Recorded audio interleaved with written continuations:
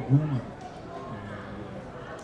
Estivemos, né, recentemente, né, Fred, no Milícia Gratuita, que é um podcast que eu apresento, na verdade recebo as pessoas. E, pô, agora bateu um orgulho, porque muito daquilo que foi dito aqui também foi dito no podcast, né? Não por uma coincidência, mas por uma repetição da realidade.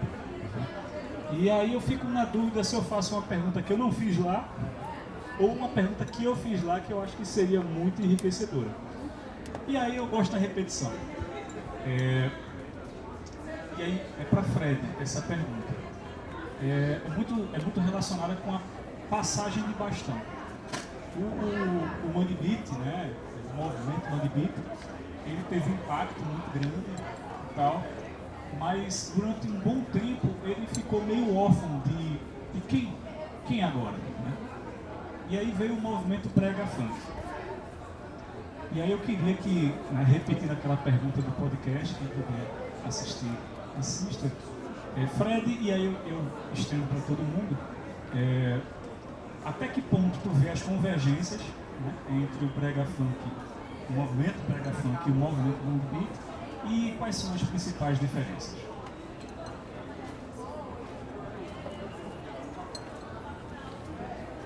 Bem, agradeço aí mais uma vez a pergunta.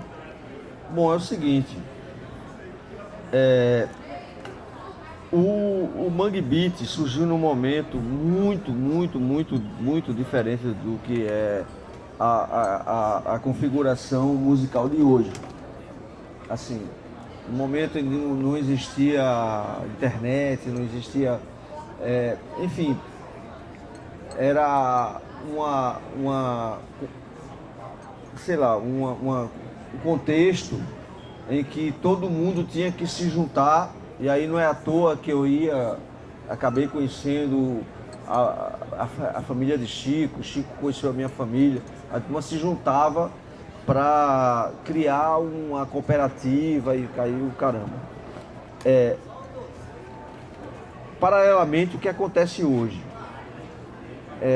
Assim, quando a gente estava um pouco antes da pandemia, eu até fui para um show que eu fui convidado para um show de Otto no carnaval, e nesse mesmo evento estava rolando uma galera. Antes do show de Otto ia ter uma galera do Brega Funk no mesmo evento lá em Olinda. Aí tava lá Chevy Seco e o Louco e tal. Eu nunca tinha cruzado com os caras. E aí fui lá no camarim e os caras pagando mal pau. Porra, vocês são Mangue Beat, vocês são... Cara, enfim, o cara pagou mal pau assim e tal. Beleza. E aí eu comecei a refletir, desde aquela época. Irmão, tem muita coisa a ver, cara. Que é uma galera, assim, fora do eixo da indústria, pouco acesso à tecnologia, pouco acesso aos bens de capital para gravar, mas do mínimo que eles têm, acesso, do mínimo que eles têm de gambiarra ali tecnológica, seja celular ou computador da escola, não sei o quê, eles acabaram criando uma batida foda. Então assim, e eles mesmos vieram falar isso. A gente é derivado de vocês, porra. Aí assim, eu fiquei, porra, será que ele tá forçando a barra? Se é só um... Aí agora, recentemente, tem o quê? Tem um Mago de Tarso. Quem é Mago de Tarso? É um cara do meio que trap, um trap que tem um pé no brega funk daqui, que é uma nova versão do brega funk um pouco mais moderna, que é o trap recifense, que é um cara de uma novíssima geração, que ele faz música falando de Chico Sainz, do Caranguejo, saca? Do litoral e mangue, não sei o quê, né? Além de outros que eu gravei uma música no disco do Barbarize, que vai sair agora, chama Mangue, e que tem trechos de José de Castro, saca? Então assim, é o seguinte, eu acho que o fato da gente estar aqui reunido hoje para mim é um sinal de que, aliás, não é só o fato de que a gente está reunido aqui hoje. Eu estou até com uma mochila ali e tal, que a gente acabou de celebrar porque o nosso primeiro álbum, Samba Esquema Noise, que na época ganhou prêmio de melhor álbum, melhor disco da revista Bis, que era a maior revista de pop da época, prêmio de melhor disco, melhor letrista, a banda Revelação do júri, né? E hoje, 30 anos depois, foi reeditado em vinil e pelo maior clube de vinil da América Latina, que é o Clube Noise, 8.000 cópias, e enfim, a revista está maravilhosa, o texto é lindo falando desse disco. E aí a gente fala, porra, cara, essa galera que escreveu esse texto, aliás, o texto é maravilhoso, de um cara chamado Ariel Fernandes, que é um cara de São Paulo, premiadíssimo, inclusive. O cara tem idade para ser meu neto, não é nem filho, é meu neto. Então, assim, ele fez um texto lindo e está na revista Noise. E o que eu vejo é o seguinte, cara, é que quando eu vejo o Barbarize me chamando para gravar uma música chamada Mangue, que fala de José de Castro, quando eu vejo o Mago de Tasso gravando um disco que fala de Mangue, e quando eu vejo a Noise, que é o maior clube de vinil da América Latina, relançando o Samba Esquema Noise, eu vejo o seguinte, cara, é que sei lá, nem tudo está perdido. Acho que eu não me lembro nem qual foi a tua pergunta, mas Já respondeste. já respondi, né? É isso aí. Só para... Eu acho que tem uma diferença importante do Mangue Beat para o Brega Funk, porque o Brega Funk é um fenômeno cultural essencialmente periférico. O Mangue Beat tinha uma composição social diferente, porque o Mangue Beat, claro que foi gestado na periferia também, mas ele também envolveu setores da classe média, mesmo que geograficamente, nós olhamos os moradores de Candeias, né, que é um bairro afastado aqui do centro, então de certa forma era uma periferia, mas não é esse sentido de periferia que se dá... Acesso ao conhecimento. Mas tinha acesso. Universidade também, né, que vocês estudaram. Pois é, então eu acho que isso tem uma diferença, assim, do Mangue Beat para a composição social é diferente e isso gerou uma diferença. Bom, isso é um ponto de vista meu, assim, eu vejo um pouco o Mangue Beat, me lembra um pouco, de certa forma, a relação que a gente tinha, de certa forma, com o Axé Music, com o samba reggae, no início dos anos 80, no sentido de que a gente gostava da batida, do beat, achava bacana o beat do samba reggae, mas a gente achava que aquilo ali podia ser envenenado, para usar uma gíria na época. Então, por exemplo, nesse último disco do Mundo Livre, eu gosto muito dessa faixa que passou hoje, eu acho uma inversão genial um comentário sobre essa questão de gênero, como o Fred falou na fala dele, muito interessante. Mas tem uma outra faixa no disco, que se não me engano é a faixa que encerra o disco, que também é uma incursão pelo brega funk, que é uma espécie de brega dub, a gente até brincou, que eu acho muito, muito legal, assim. E eu gosto de imaginar o que é que Chico, caso ele fosse vivo, ele estaria fazendo com o beat do brega funk e com o flow também, né, para usar a gíria do hip hop. Eu acho o flow do brega funk muito fraco, cara. Eu acho muito ruim. Eu não gosto nem desse cara que, esqueci o nome dele. Mago de Tasso. Mago de Tasso. Eu acho, não curto não, pra falar a verdade. Então eu fico curioso de saber, um cara como Chico, o que ele... Se ele estaria... Eu tenho certeza que ele se interessaria pelo brega funk, pelo beat, é muito massa e tal assim. E eu fico curioso de saber o que é que ele faria. Eu acho que falta mais, talvez, esse diálogo entre... fosse menos estanque, assim, o universo do brega funk, esse tipo de incursão que, por exemplo, o Zero fez, ia ser bem bacana, assim, se isso acontecesse mais. Assim.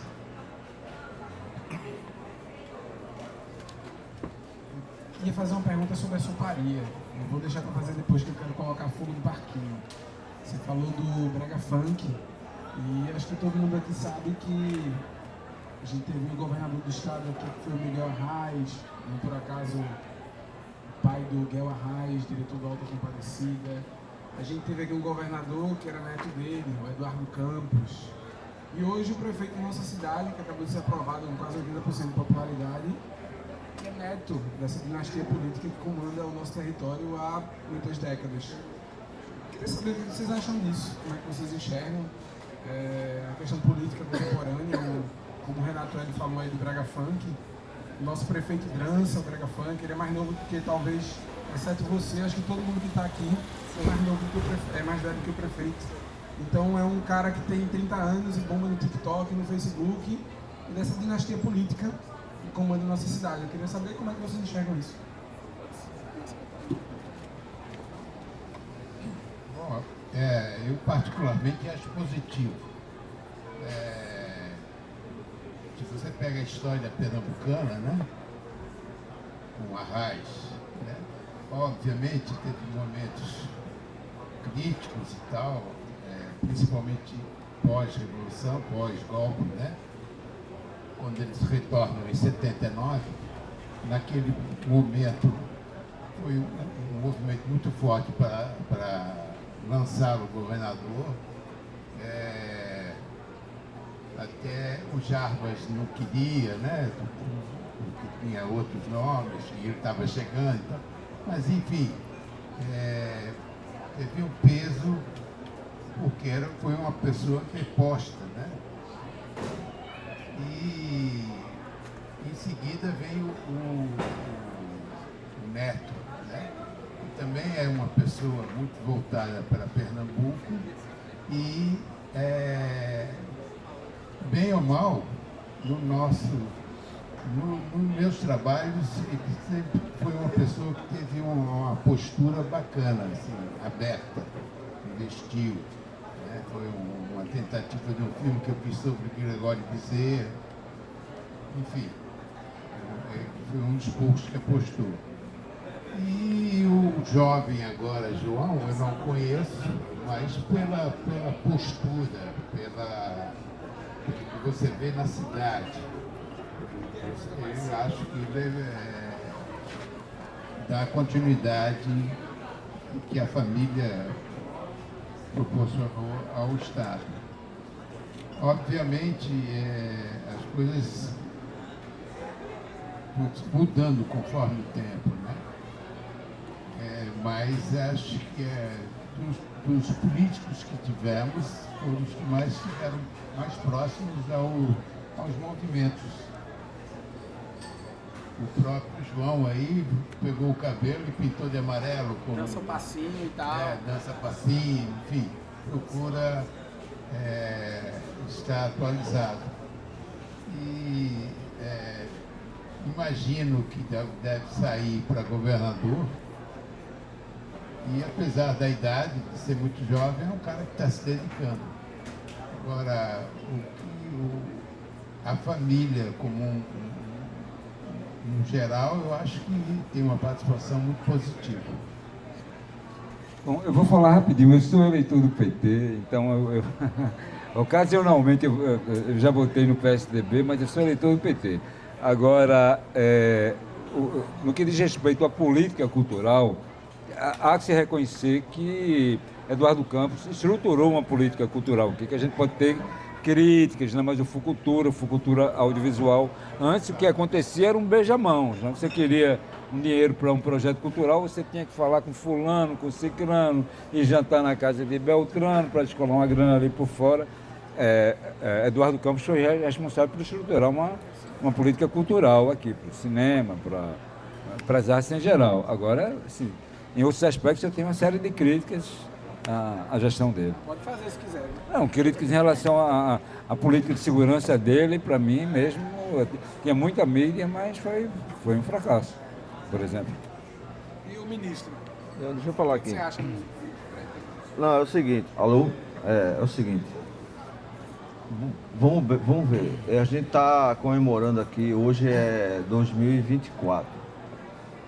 Quando a gente começou a comemorar os 30 anos do Manifesto Mangue Beat, que foi em 2022, o que aconteceu? 30 anos do Manifesto Mangue Beat, cara. Projetou o Recife mundialmente. Aí o que aconteceu? No final do ano, ali mais ou menos novembro para dezembro, rolou um patrocínio de uma cerveja Devassa e rolou um evento chamado Manguezaça. E aí foi um evento que rolou perto ali onde é o Hack Beat ali, o Passo Alfândega e tal. Era tanta gente, foi tanta gente, porque é o seguinte, foi um evento que rolou Nação Zumbi, Mundo Livre, Devotos, Ed, enfim, várias bandas. Só que o espaço reservado era um pouco limitado, que é ali onde rola o Hack Beat normalmente, e vinha gente de Natal, de João Pessoa, de todo canto, que era gratuito.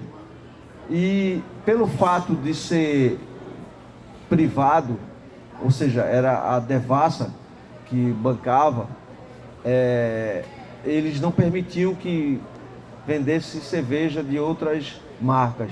Então eles colocaram uns tapumes e uma vigilância para não,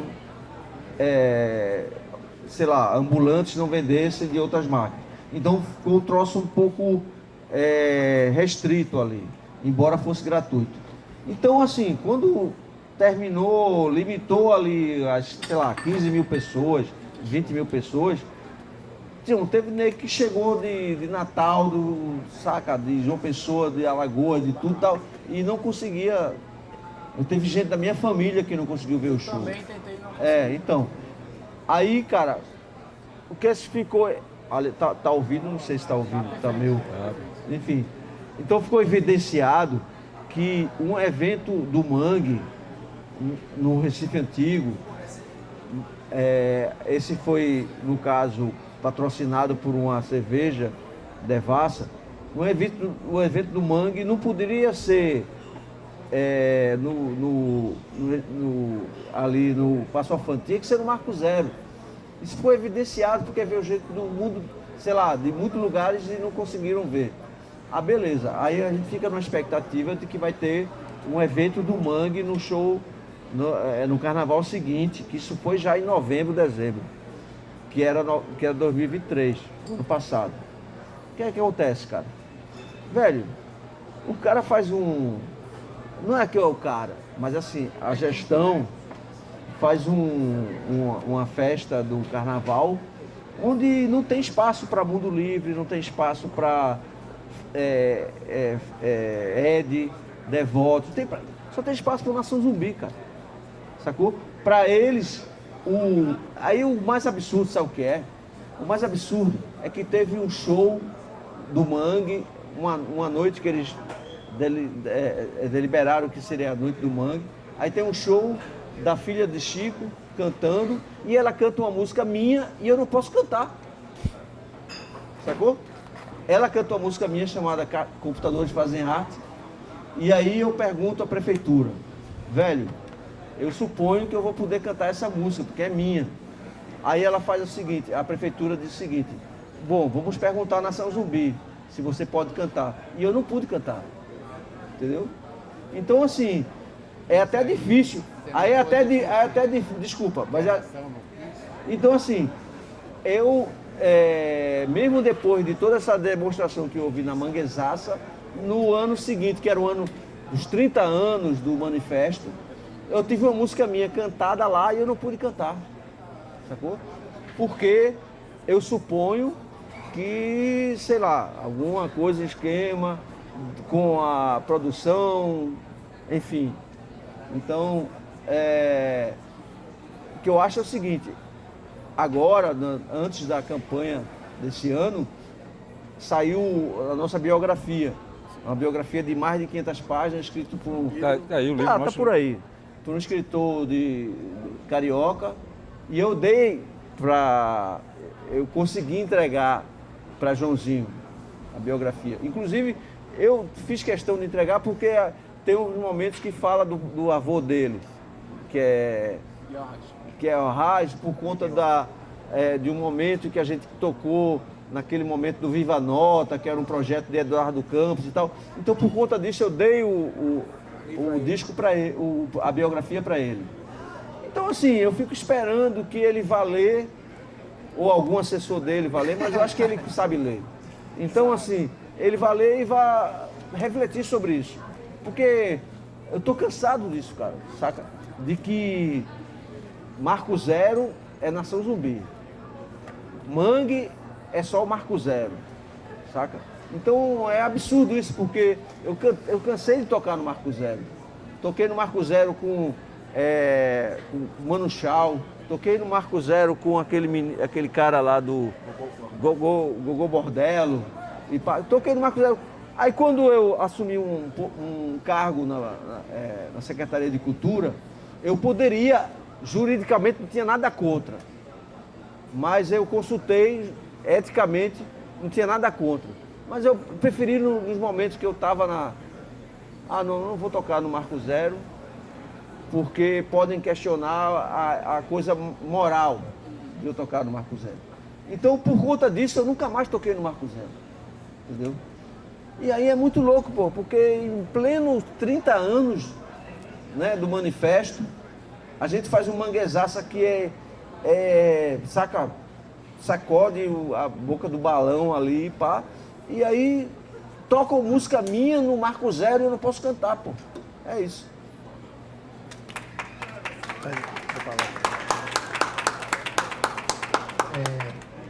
Bom, eu acho que, antes de tudo, diante do quadro bastante desalentador político do Brasil hoje em dia, com essa ascensão da extrema-direita, né?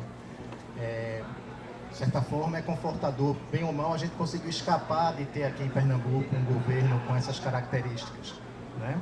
São, sei lá, 16 anos do PSB no poder, apesar de que a gente nunca pode esquecer, eles estiveram na linha de frente do golpe que derrubou Dilma. Isso a gente nunca pode esquecer. E também a gente não pode esquecer que João Campos fez a campanha mais suja de Pernambuco desse milênio, na disputa com Marília Arraes. A prima dele. Isso, mas é evidente que são gestões que não são gestões, passam distante de gestões de extrema-direita, etc. Eu acho que nessa relação da cena do Recife, mais especificamente com o poder público, mais especificamente com o PSB, eu acho que tem um fator que é bacana de a gente comentar, mas até numa conversa mais específica sobre esse tema, que é a relação do PSB com o Armorial, porque o PSB historicamente tem uma relação com o Armorial. Né, a grande figura da cultura do PSB, tanto que foi governador, foi secretário de cultura diversas vezes com Miguel Arraes, enfim, era um